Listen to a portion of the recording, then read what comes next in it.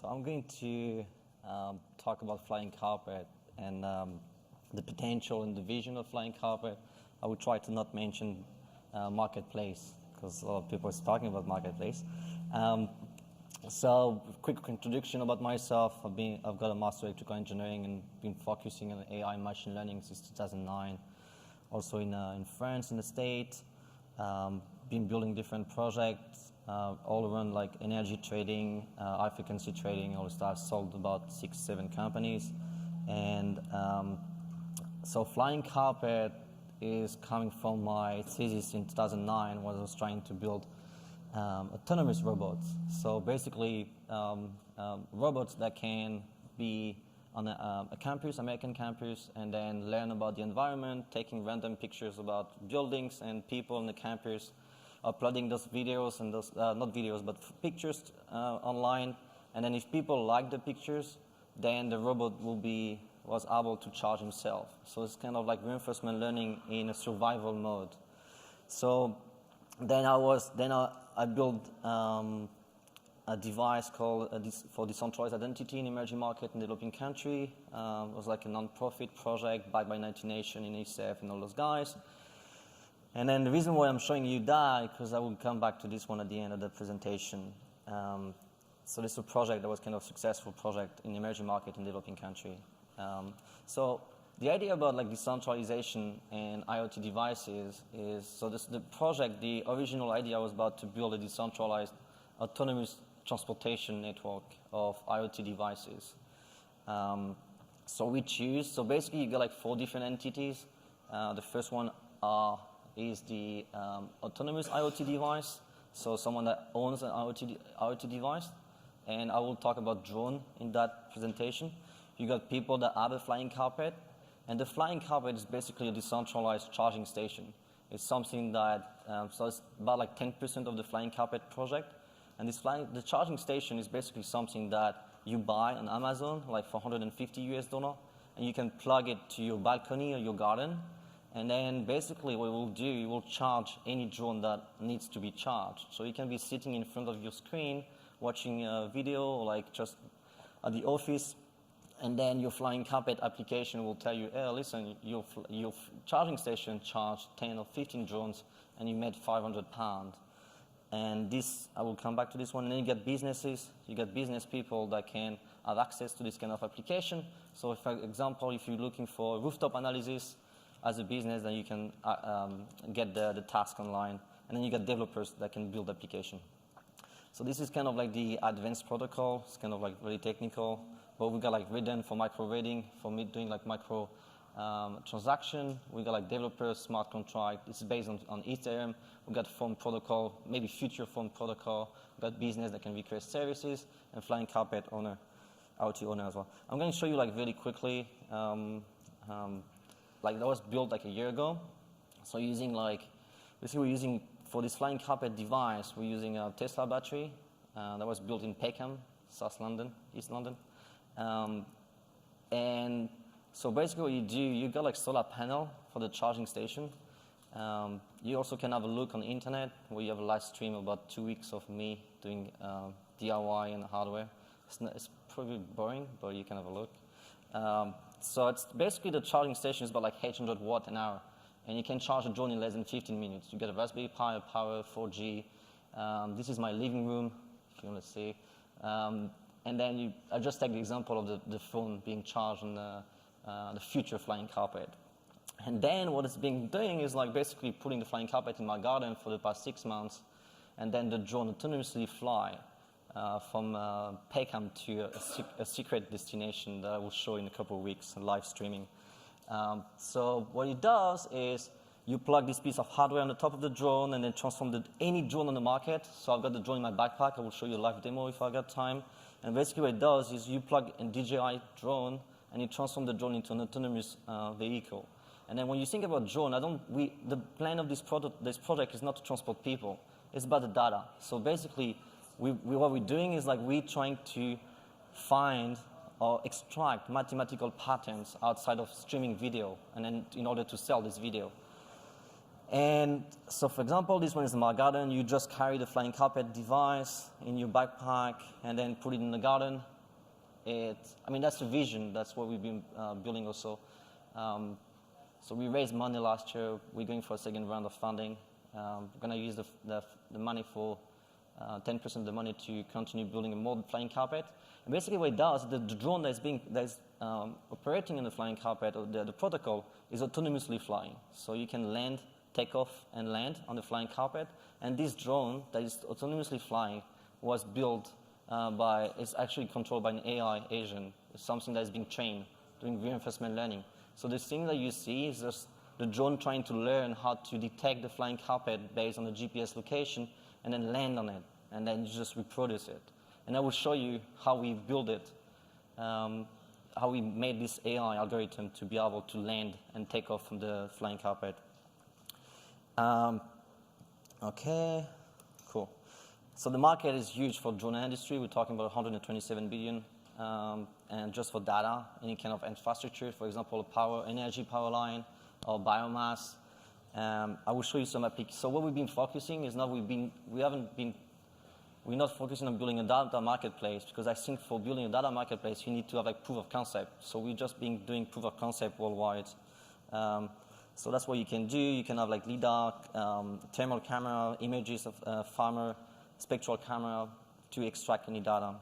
So this is the first application that we've been designing. This is just, so we got a mobile app you can download. So basically this is like doing power line inspection. So for example, it will tell you, for EDF in France, they will tell you, okay, you will go through a distance of 16 kilometers, you will do like you will generate 710 megabytes of data, average speed of 8 kilometers an hour, and you'll be using 5 different flying carpet, and it will cost you 82 ETH. So you can do, this is like showing you a location, where is the best to place your flying carpet charging station, and then you basically generate 0.2 ETH per square meter, and also 0.01 ETH per megabyte that you can actually, so basically it tells you where to place your flying carpet. If you can place it in a neighbor, you just ask and you can give money to the neighbor to place your flying carpet device. This is for business. So business can actually control a fleet of IoT devices. In this case, it's just drone, but you can basically see what's going on in your swarm of drones and gathering data. Like, so every single day, I need to do a biomass analysis of my farm, or I need to do analyze the power lines of energy provider. You can do it.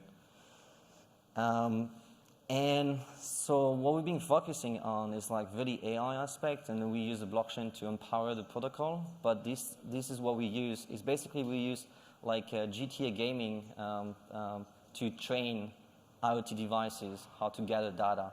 So for example, this is like using gaming industry to basically, as a gamer, you can train a drone how to fly to a specific location and do like a rooftop analysis, or do like the counting of coconut plantation. And then you just drive the drone inside the game, and then we have like collision analysis algorithm that will make sure that the algorithm is not built for killing someone or for doing a terrorist attack. And then we have like this kind of token mechanism that people can validate the algorithm before they are pushed into the protocol, and then we check if they're safe. If they're safe, then we push it into the real world, and then we can gather data. So that's the 2 different proof of concept that we built last year. That was in March last year. We got the coconut plantation, so the drone is able to fly over the plantation of coconut in Papua New Guinea, count how many coconut are per tree, and then we give a real estimation of the number of coconuts in plantation. And by doing so, the farmer can sell this data about the number of coconuts. And when you talk about commodities, you basically coconut giving estimation about 3 or 6 months in advance. You're basically talking about coconut future. You're building a commodity future, and commodity future is a trillion market cap. You can actually sell this data to big trading platform. We done like biomass plantation for farmer in France. We got like also land registration that you can analyze. It's actually attached to the ID Box project. We're also like we got a new partner that we're doing like carbon emission and finding new mathematical patterns outside of forest. So you can actually gather data. I don't like to call about tokenization of forests because I don't think it's the right word, but We also like these guys, Joseph. He's been working, and we're doing a partnership with these guys. So he's going for 3 or 4 weeks in Antarctica. And so what we're doing is like climate change. So we are able, so the drone fly over the ice, and then doing a spectral camera, we can actually see the impact of global warming, and then finding all the different places where it's actually melting up and all this stuff. It's got a nice video actually. There's a lovely adage that ignorance is bliss. But in an increasingly complex world, knowledge may be your only means for survival, and ignorance no longer becomes blissful. We live in a world that is getting warmer, and that means that glaciers and ice sheets are melting. It's more important than ever to understand that actually these tiny microbes are causing glaciers and ice sheets to melt faster.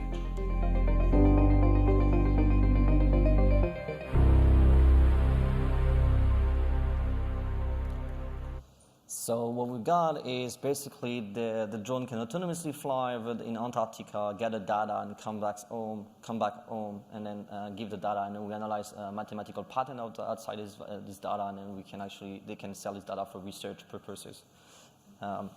So what we're trying to do is not like trying to build this fantastic white paper and then show the entire world that this is the best white paper ever.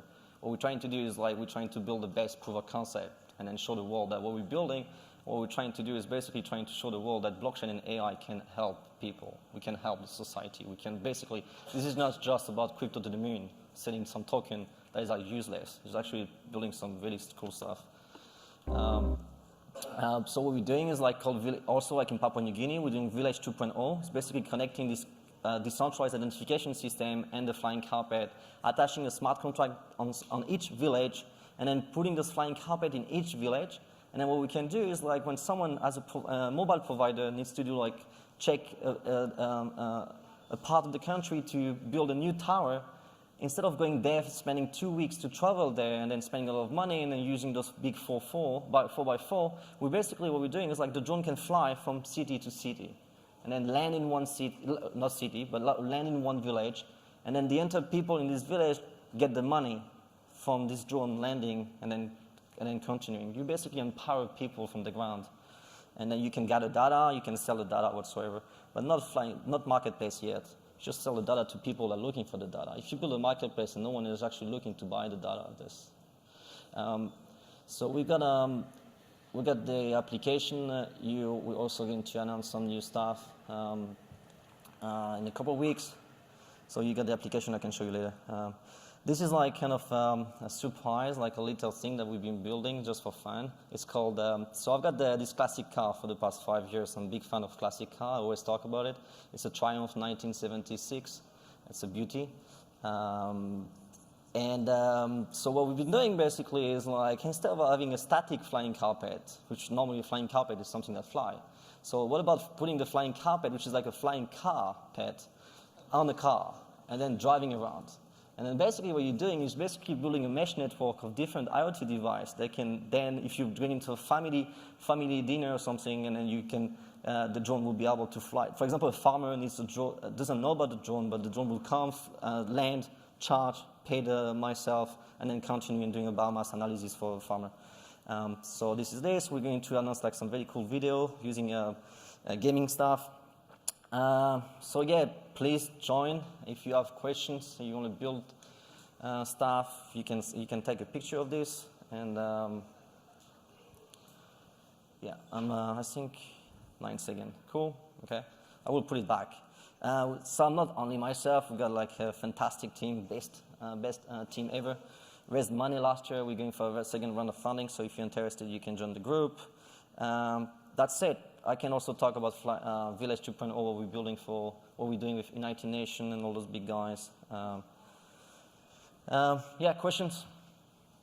You mentioned that you were using gamers to train the drones, and then afterwards you would test that they were safe after they were trained. Yeah. How do you do that? So for now, I just mentioned drones because we're going to announce some new. It's not also about drone, but we're going to announce some new IoT device. They can also be plugged in this kind of picture. But basically what we do is, like, as a gamer, you can play the game and then you train the algorithm, so you can train the drone. So you basically fly. So instead of driving a car, you just drive a drone for a specific task, and then you repeat doing reinforcement learning. But your question is about how do you make sure that this algorithm is safe. So then what you do as a developer, you have to stake some token. So you have to stake. You basically have to put money, and the money you're putting is to show that your algorithm, your service that you're building is safe, because then this service will be checked against a validator board. So a board of validators, then those people are watching the video, so humans, yeah. So humans are, so you got like different faces. We're going to release not the white paper, but like a documentation, and then see how the entire mechanism works. Cool. Does that answer your question? So I was asking about testing. Yeah, so we if you watch the video, we also like, so for example, if the drone is flying and then hit the wall or hit the line, or like stand by someone is walking on the street, then you flag and you say, oh, that's something wrong because this drone has been hitting the window, hitting the wall and all the stuff, so you can flag it.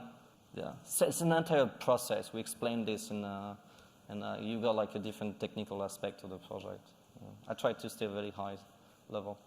Hi, a really cool project, by the way. Have you considered, I'm sure you have, rogue charging stations and, someone hijacking a drone or the network?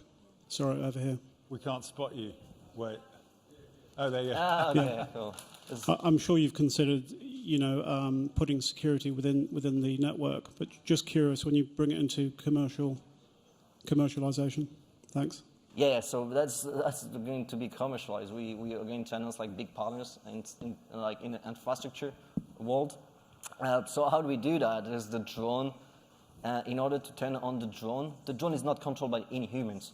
So I strongly believe that if your drone is not controlled, it's actually safer to have an AI or like an algorithm that is check, validate, and then hash of this algorithm inside the smart contract. And the only way to turn on the drone is by this specific algorithm. It's actually safer than having a human controlling the drone. It's completely, normally it's not possible to hack the drone, except if you go to very low level of the drone and trying to put yourself on a smart contract or try to put yourself on a protocol, maybe. But normally it's impossible, and the drone can be turned on, fly autonomously, gather data, and then basically because this data was generated from an algorithm that was checked on a smart contract, then this data is 100% accurate. Yeah. And 51% attacks, you've considered that for the future, or are you saying that you've resolved that? If you want to capture all the 51% of all the drones that are going to operate the, if you got a net, maybe, but that was a joke. But the thing is like those drones are a node, and for example, like on state channel, you can be like off chain and make a transaction as long as you got the private key. Then the question is how you store the private key safely. We had testnet, mainnet, now DroneNet. DroneNet. Okay. Thank you very much Cool. for that, Julien. Yeah. Round of applause, please.